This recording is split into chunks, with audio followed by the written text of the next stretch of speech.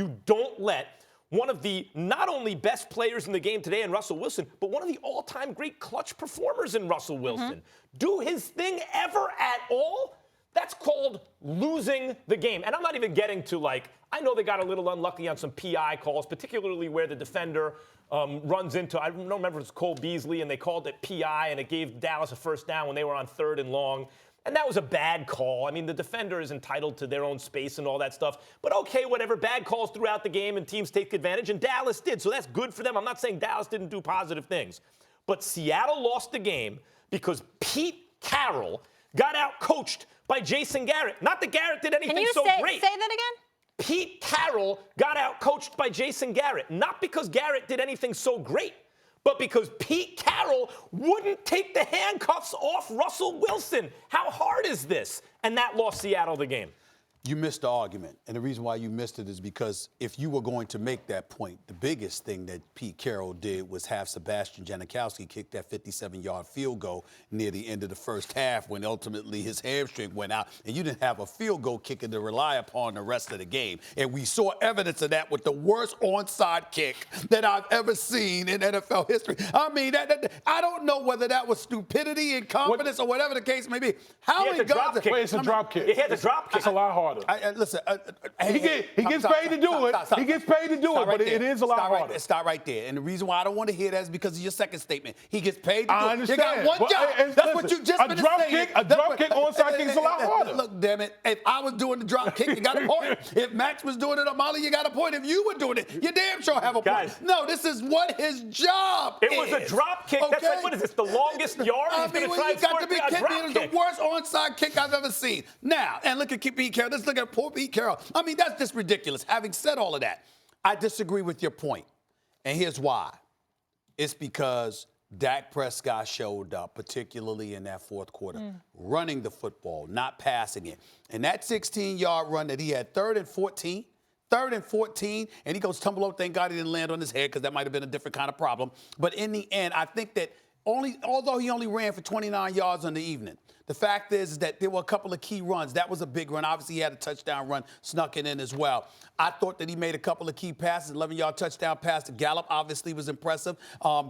Ezekiel Elliott was obviously the man with 137 yards and 26 carries. He was a man amongst boys. We all get that. Even though they had neutralized him in the third quarter, and they neutralized him for most of the first half before he had that 44-yard run. In the end, when you look at Dallas and what they did, I thought they did enough to win the game. And when I look at Seattle and the point that you're making, Max, I get what you're saying. But the flip side to it is that I went and looked at the numbers on Russell Wilson. Russell Wilson. The man has averaged 26.6 pass attempts all season long.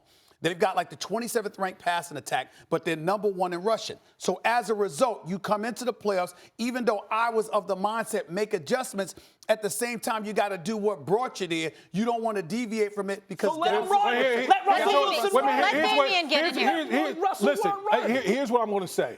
I agree with your point in the fact that you said you got to do what got you to this point. Here's the difference in this whole situation. Every team has tendencies, okay? Every team has tendencies. And the fault that I have with the Seattle Seahawks and their play calling, it was too predictable. I agree with that. It was just way too predictable. How many times in the game did we see Seattle run on first down, run on second down? Then all of a sudden, when you've been running up against a brick wall, now you got to count on Russell Wilson to bail you out. You can still be a running football team, but you can break tendencies in the way that the Dallas Cowboys have probably studied you the whole week. How about throw on first down? First down is the easiest. They ran first and second down all day long. First down is like the easiest down to throw the ball on. And I can't tell you how many times watching that game, I just kept seeing the Seattle Seahawks just run into a brick wall down after down. And it's like, dude, you got Russell Wilson as your quarterback. Why in the hell are you just going to keep pounding your head on the first two downs? Here's my problem with what you and Max are saying.